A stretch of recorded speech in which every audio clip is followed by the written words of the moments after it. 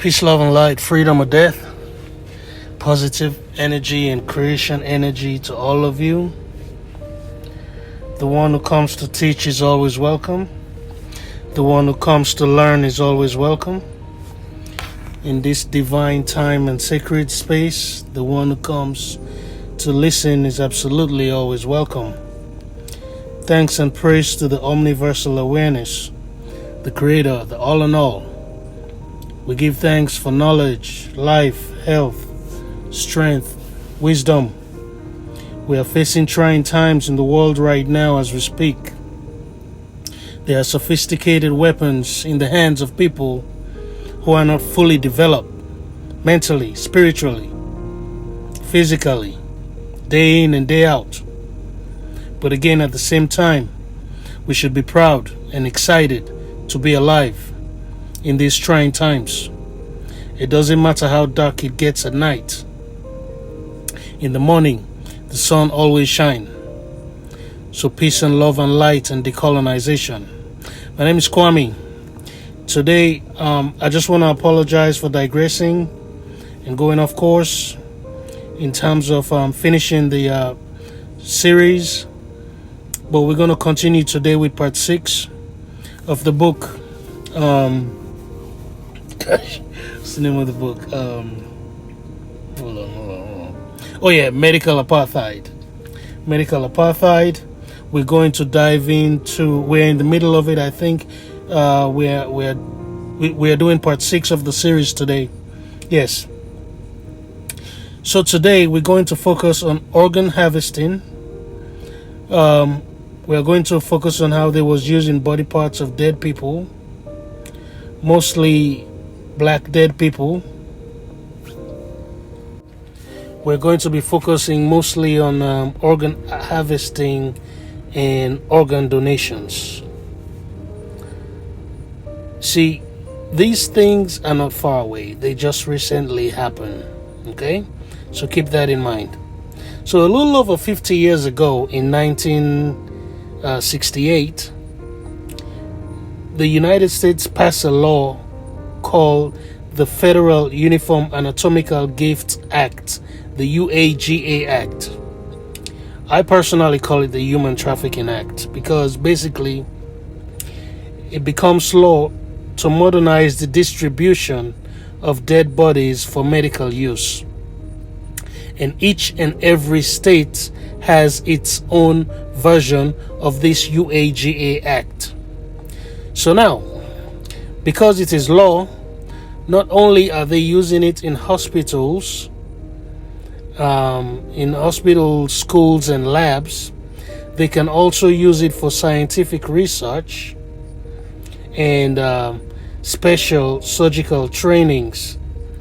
These laws still exist to this day, and cadavers can be distributed accordingly, but it is based on income, race, and class. Okay? So basically, depending on how much money you make, or what your class is, or what your race is, if you need a liver, heart, whatever, body parts, depending on your hierarchy on the scale of preference, you can get what you want. It's just another form of human trafficking, but it is legal because it is law according to the UAGA Act. It is a federal law. Okay? Have you ever wondered what happened to beggars in the streets when they die? Because when you are looking at them, wondering why the government is not taking care of them, okay? Someone else is driving by, counting their blessings, counting how much money they are going to make off of that, okay? Because to them, that is money, okay? You are looking at human beings, they are looking at body parts, okay? It's just another 2.0 type of slavery, the dark side of America. In the eyes of the law, they are called the friendlies, the friendless poor. And if you are a friendless poor and you die, and there is no family members to collect your corpse, what do you think happened to your corpse? It disappears instantly. And proportionately, there are more blacks homeless than whites, even though the black population is only, according to the census, only about 30 something percent of the country's population. Not only that, if you're a homeless person and you die and your family cannot afford to bury you, the probability of your body being donated to science is very high. Okay? There was a doctor named Todd Olson at the Albert Einstein School of Medicine. During an interview, he mentioned that most of these persons are more likely to be minority groups, but at the same time refused to provide statistics to support these claims. Today, some people are saying that the disparity still exists, but in a lower form. He was basically talking about cadaver extortions. So now they are saying even though the disparity still exists, it is only in a lower form. Okay? Because there was a time when black bodies in many labs and hospitals outnumbered white bodies, but not anymore. And even though not anymore, they still remain present in numbers that are larger than their representation in the country, in the population of the country. Also in 1987, the UAGA Act I mentioned earlier was amended to allow non-consensual retrieval of body parts. I haven't really read the 1987 amendment itself, but just by the word non-consensual, I'm assuming that it involves dissecting of cadavers of children as well. It could be more than that, I'm not sure, because like I said, I have not read the amendment. One thing for sure was that these amendments exclude the black population from getting the body parts that were being obtained from these cadavers. So for a long time, black people could not get transplant kidneys because, like I said earlier, it was according to hierarchy of income and race and class. Okay? Not only that, but they also have this presumed consent statute that took effect in the 1980s, just in order to increase the number of organs that are being donated without the consent of the deceased families. Also in the 1980s, in the homicide rate of blacks in America went up very high, because 29 states allows the coroner or the coroner's representative to collect or harvest tissues and organs for transplantation according to the law by various presumed consent statutes, which presume that the deceased will want to donate its body. In other words, it is like saying the person that died will want to donate its body or body parts. Okay? So basically, they are speaking for the dead or on behalf of the dead. You know, sometimes white supremacy leaves me speechless. Okay? Because that's like saying, well, I know you're dead, but I know what you want. I know what you need me to do.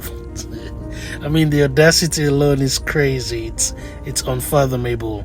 But however, many blacks did not wish to donate their bodies.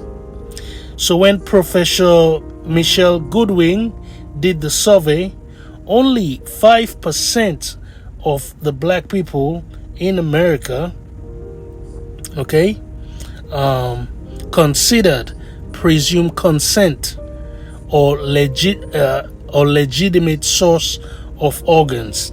86% of the blacks who did the survey thought that presumed consent should be illegal. When I look at that survey and it tells me that 86% of the population, okay, is awake and only the 5% was asleep, I just don't know how the table has turned, okay, to now, where only about 10% of the population is awake and majority of the population is asleep. But anyway, let's move on. And since that law was passed in the 80s, okay, Americans are more likely to be murdered 6 to 8 times. Black Americans, they are more likely to be murdered 6 to 8 times more than white Americans. Okay, in 1997, the Los Angeles Coroner's Office was found to have sold more than 500 pairs of corneas a year to the Doheny Eye and Tissues Transplant Bank. 80% of those were blacks and Latinos, whose corneas fetched a profit of about 1,000%. Now, theoretically, you may opt out and prevent the harvesting of your own or your loved one's organs, but you have to know how to do it and where to go to opt out. This is why I say the only difference between us and people like Elon Musk, okay, is just information accessibility. Okay, so basically you have to opt out before the death of the person, but only few people in the effective 26 states knows about the law, which means they cannot opt out. There are no public service announcements to alert people the option of organ donation. My advice, kindly check the laws in your state in regards to cadaver disbursement. In 1999 to 2000, half of the bodies in New York State alone were donated not by family members, okay, but by the coroner's office. 8% of these bodies used are donated in New York schools are donated by the coroner's office. These unclaimed bodies are more likely to be the bodies of the homeless, and then the rest of the bodies will wait for 2 to 4 months at the morgue, and if they are still unclaimed, then it will be disbursed into hospitals, schools, and other activities. All right.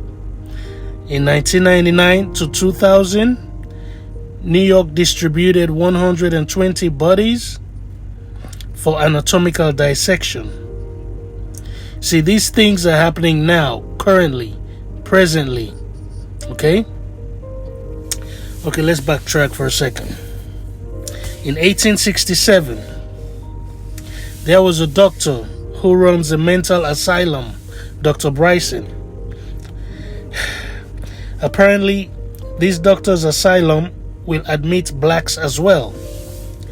So there was this ex-slave who goes by the name John Patterson. John Patterson was admitted there. So this Dr. Bryson is saying that the psychological pressure of Patterson to care for himself as a free man is making him more ill, because he's no longer a slave no more.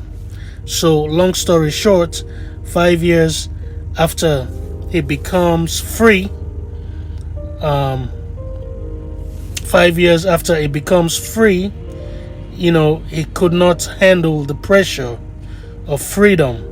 Okay, So the doctor is claiming that he went manic and he went in the hospital.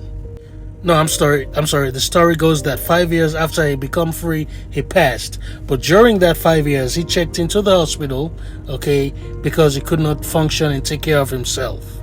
So this doctor diagnosed Patterson with freedom.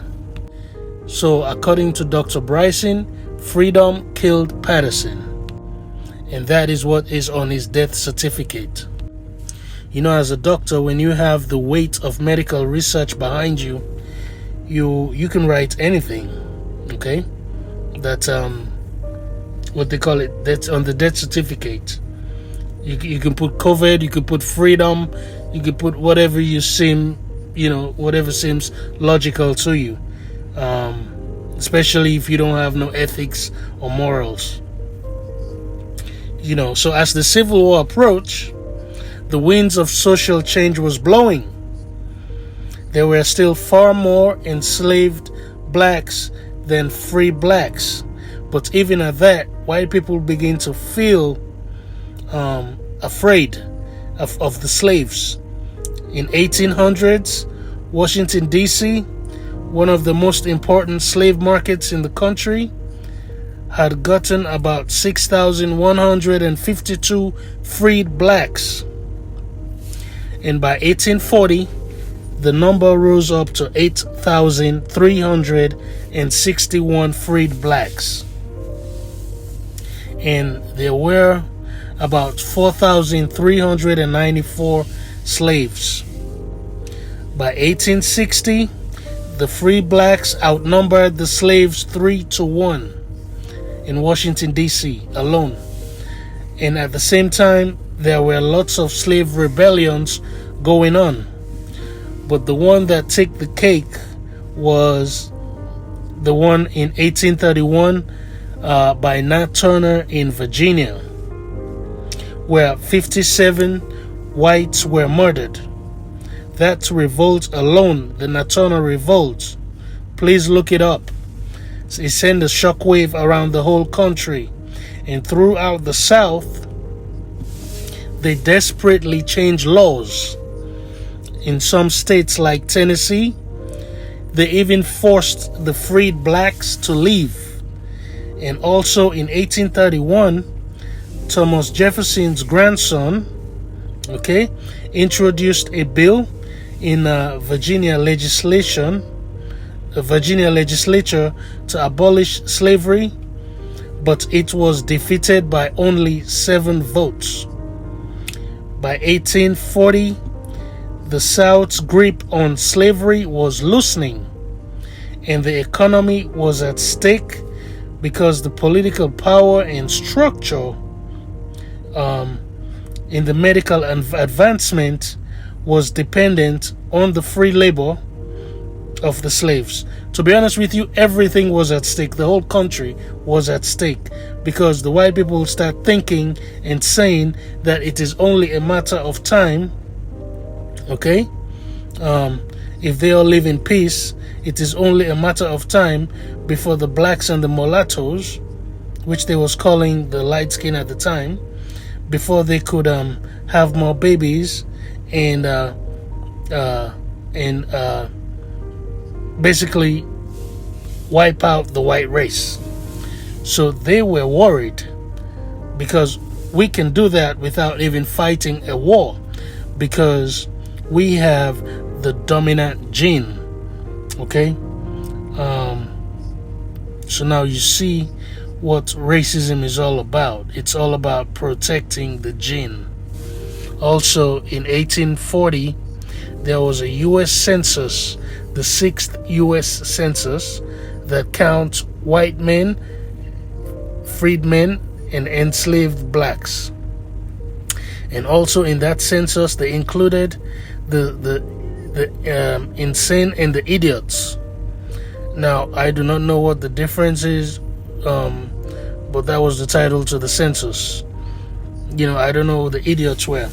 So when the census was completed, no one was prepared for the records. And this is how racism by numbers started. because at the time of the census, there were basically 17 million Americans, okay, of which 3 million of these 17 million were blacks. And it also revealed that a good many of the freed blacks suffered from a lot of health issues, especially the freed blacks. A good many of them had mental health, okay, than the enslaved blacks. So, because they were saying the enslaved blacks have low rates of disease and no mental illness, okay? So, but if you ask me, I will say that census was doctored. They fixed it. So you're telling me that the free blacks had mental illness and the slaves had no mental illness at all. Okay? Okay.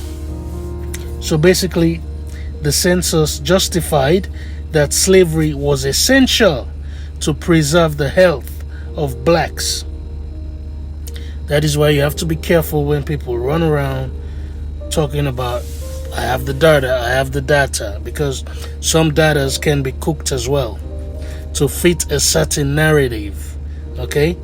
1 out of every 1,558 blacks in the South was insane, but in the North, 1 out of every 144 in the North was insane. Okay? Because there are a lot more freed blacks in the North. So what it is in the North that was different from the South? What is it in the North that makes people go crazy? Okay? Because it was 11 times more common amongst free blacks in the North.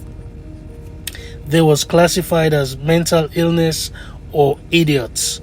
And these research was done by the federal government and not by Southern slavery apologists. Okay?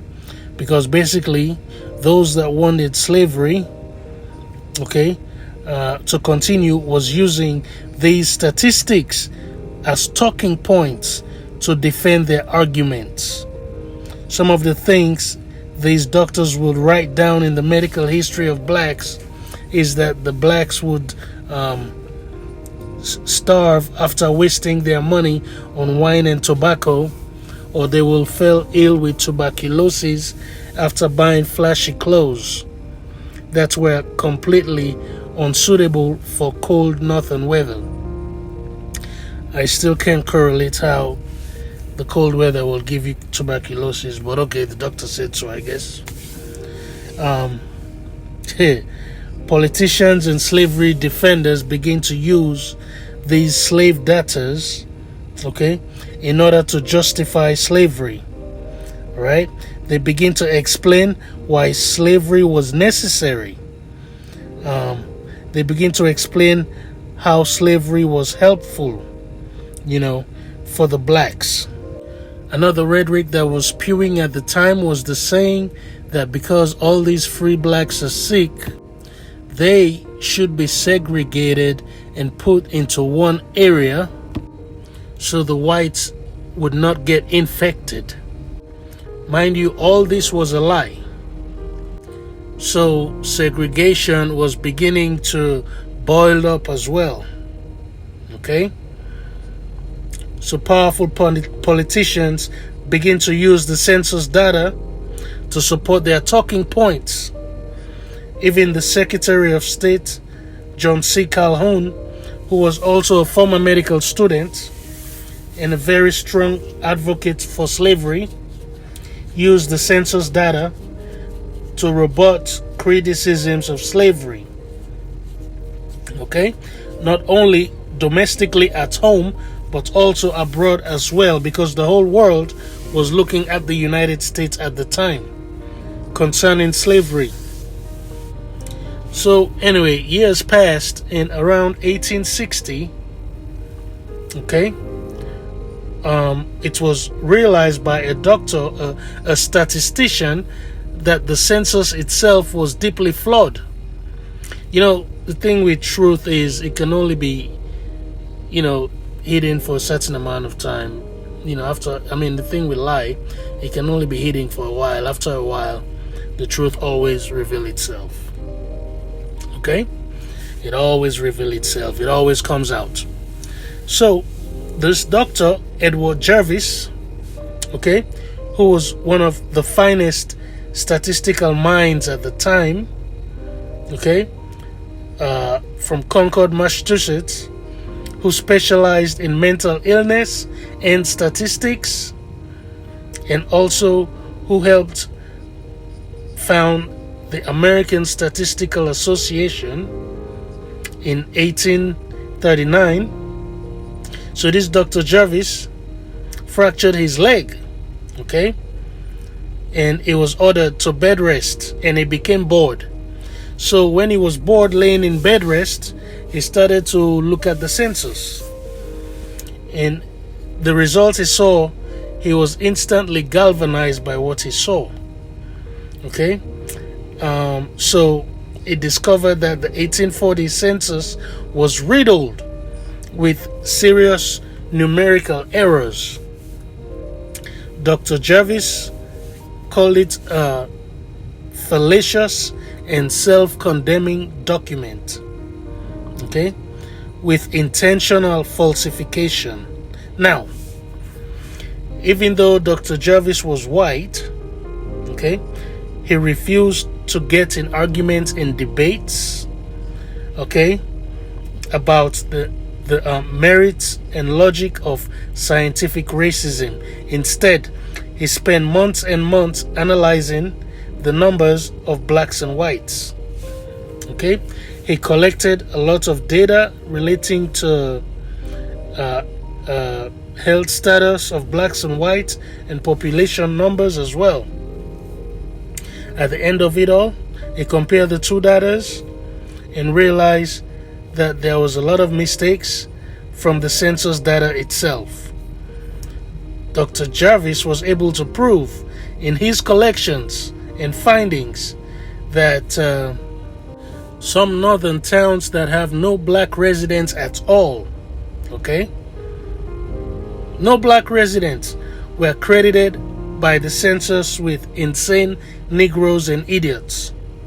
Okay, now mind you, I'm not using idiot as a derogatory term. This was an actual legal term at that point in time. Just like you have males, females, what else?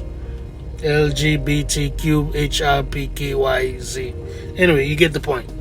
Anyway, for example, in Dresden, Maine, there were 3 black inhabitants in the whole state. But in the census, it was listed that there were 6 insane Negroes in Dresden, Maine. Okay? They did the same thing according to the census in Scarborough, Massachusetts. They doctored the numbers. Another town called Washita, Massachusetts, the census claimed that there are 133 insane Negroes, okay, and idiots. And but this was actually the number of white patients, lunatic white patients, in Washita State Hospital for the Insane. Dr. Jervis wrote a paper called Comparative Anatomy and Physiology of the Races, in which he delivered before New York City's elites, and I believe you can find it online as well, in which he painstakingly refuted the science that sought to explain the insanity amongst free blacks, including a popular theory that the Negroes' arrested cranial development resulted in a smaller brain and lessened intelligence. Okay? You do a little bit of research, you can find it online. Because of all this intellectual conundrum, Congressman John Quincy Adams, okay, put forward a resolution through the House of Representatives to compel Secretary of State Calhoun to re-examine the census for gross errors. But Calhoun appointed his friend William Weaver, who was actually the originator of the flawed census itself. So basically, it's kind of like sending a thief to go steal something, and then you leave the same thing with the thief to keep for you, you know? So they gave the census back to Weaver to re-examine it for intentional errors. Now, what do you think Weaver did? What do you think Weaver did? He renounced the census flawless. Okay? And Calhoun reported that to the House of Representatives. So basically, they wasted taxpayers' money to go through all that to come back with the same results. Okay? Welcome to America. Because that is how it works out here. Not only did they render the census flawless, they also doubled down on the dangers of black freedom. Now, let's touch on the Civil War. During the war, it was way more safer to be a black soldier than to be a black civilian. And also think about the population of the country at that time, which was about 17 to 18 million, and 3 million of those were blacks. So keep that in mind as we move along here. 88 of every 1,000 white soldiers died in the Civil War. But on the black side, 148 of every 1,000 black soldiers died in the Civil War. So if we had to do the science as per the population of the country, who really fought more for America's freedom? I will let you figure that one out. Moving on. Even there was another officer that said, you cannot replace these white boys, but if a nigger dies, all you have to do is send out and get another. When the war began, most slaves fled the plantations, and most freed blacks fled the South. Okay? So it was a huge internal population of homeless blacks flowing northward. Okay? As the Union Army drove back the boundaries of the Confederacy, they took control of 715,000 black people. The government assigned responsibility for their care. Okay? But the army reluctantly declared that they had neither the resources nor the care to give to the blacks. So, if you really look at the true history of America, every turn of the history, black people have been catching hell. They've, and I also wonder why they don't really teach this true history in college. Because when you're in college, you do history 1301, 1302, maybe 2301, 2302. Maybe you do government 2301, 2302, those simple things. And they're not saying anything about this. All they're telling you is Columbus discovered America. Most of these things we have to find out for ourselves. And it is quite sad. The true history, they don't really tell you. You have to find it out for yourself. Because I did history in college, American history, American government. But I never knew all of this. But it is nothing like what I am finding out for myself. This is why I say it is incumbent upon us to share it to the world so we can begin to understand the true history of America. So even though the army claimed that they did not have the resources to take care of these black soldiers, at the same time in 1866, the Army's Freedmen's Bureau,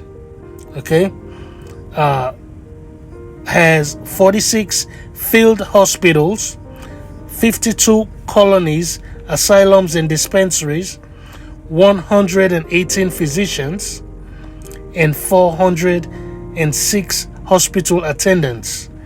But at the same time, it was a huge amount of sick black soldiers who were hurting, but they refused to give them help.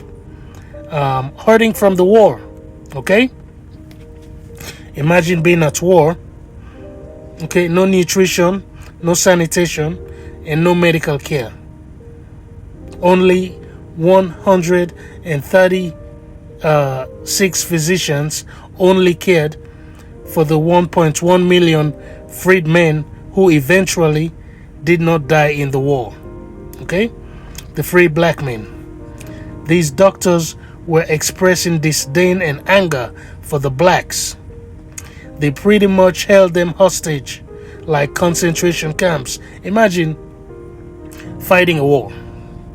You did not die, you get injured, and you made it to the camp with your injury, and you end up dying out of infection or some other tiny things that lead to that. One thing lead to another. So 1 out of every 4 freedmen died in the camp. So 25% of the soldiers who was injured died in the camp because these doctors refused to treat the black soldiers, okay, injured soldiers who fought in the war. White supremacy will make you there's no words for it. It's just evil. Just to keep it short, just pure evil, So many died of infection and tuberculosis. Infant mortality was also high amongst enslaved blacks. When the war ended, Martin L. Delaney, another doctor who distinguished himself as an officer and a soldier during the war, headed the Freedmen's Bureau. Okay? But his medical services was sabotaged because of lack of support. Okay? And when the Freedmen's camp dissolved, no public support replaces them. Poverty and desperation trapped Southern blacks, okay, into a new kind of form of slavery. Okay? The exploitative medical care of slave owners was replaced by no medical care at all. Also, another census was taken in 1890, and by that time, the black rate had fallen immensely in relation to that of white. Insurance companies they considered blacks uninsurable. Okay, and mind you, these life insurance companies started because of the slave trade itself in the first place. But now, if you are black, you cannot get insurance. You cannot get life insurance. And also, another thing to note was that black extinction was predicted for the year 2000. Okay? This is just one prediction amongst many others, and we are still here. They said we were predicted to be extinct by year 2000 because they said we were inherently susceptible to venereal diseases and other forms of black diseases such as pellagra, imaginary diseases such as heavitude, drapetomania, and stroma africana. They also claimed that we could not survive outside of our climate of origin, Africa. Okay? There was a British anthropologist, James Hunt, and he claimed that blacks could not live north of the 40th longitude, and if they do, they will die rapidly in huge numbers. Man, these doctors, man, I just wonder who was giving them doctorate degrees. Because of these findings, census apologists begin to seek preventive measures for the blacks, such as healthcare, nutrition, and better housing. So as time goes on, it gets to the point where African American doctors begin to refuse to believe that these black diseases were only affecting black people. Okay, because black physicians were increasing in numbers as well. And they begin to establish hospitals where blacks can obtain medical care. So in 1893, there was a surgeon named Daniel Hale Williams who rose to the challenge and opened the first non-segregated hospital in Chicago called Providence Hospital. Dr. Daniel Hale Williams also performed the first open heart surgery that was successful in America. Okay, in 1897, Dr. Orlando opened a hospital and a nurse training school. And by 1916, Dr. Matilda Evans of South Carolina had opened 3 different hospitals there. Okay, now we're going to continue about how these different African Americans begin to establish themselves and open hospitals, and how they got sabotaged in our next episode. I'm going to actually do that right now because I missed last week, so I'm going to do 2 today and get it over with. I just want to say, if you can, please support us at the africanacup.org with PayPal or any other means, credit card, so we can sustain ourselves and continue to do what we're doing. Or you can go to KemetMediaTV.com, KemetMediaTV.com, and show your support for us. And please become a member, become a card-bearing member of the ACUP, the African Continental Unity Party. So we can be strong and do what needs to be done for Africa. A lot of people talk a lot about how to fix Africa. We're not actually talking. We're actually on the ground doing the work that needs to be done. And that is why we are here, and we cannot do it alone. We need your support. I know sometimes it seems as if we're not working, we're not doing anything, but there's a lot going on behind the scenes. And when the time is right, we will let you know. But we're here. We're here, and we're strong, and we're doing the work. Okay? But the saying goes, many hands make light work. So let us join together. Let us unite. Let us begin to empower ourselves. There's a lot going on in the world right now. I don't need to tell you. There's a lot going on, but we are going to be fine. I can guarantee it. We are going to be fine. We have always been here. We was here before time was here. So we will be here after all these distractions are gone. We will still be here. I can guarantee you that. So we are home. Let's just have fun, live life, and spread love, happiness. So peace, love, and light in decolonization. I'm going to do a part 2 of, I'm going to go straight to part 7 and continue with the different medical hospitals that were open. And I'm going to dive deeply into the Tuskegee experiment. And I'm going to go really deep into the Tuskegee experiment in this next episode on part 7 of the series. Because a lot needs to be talked about when it comes to Tuskegee and when it comes to why most African Americans are not comfortable with hospitals and things of that nature. Because of epigenetics, it is in our DNA. So once again, peace, love, and light, freedom or death. I'm glad you're here, and thank you for listening.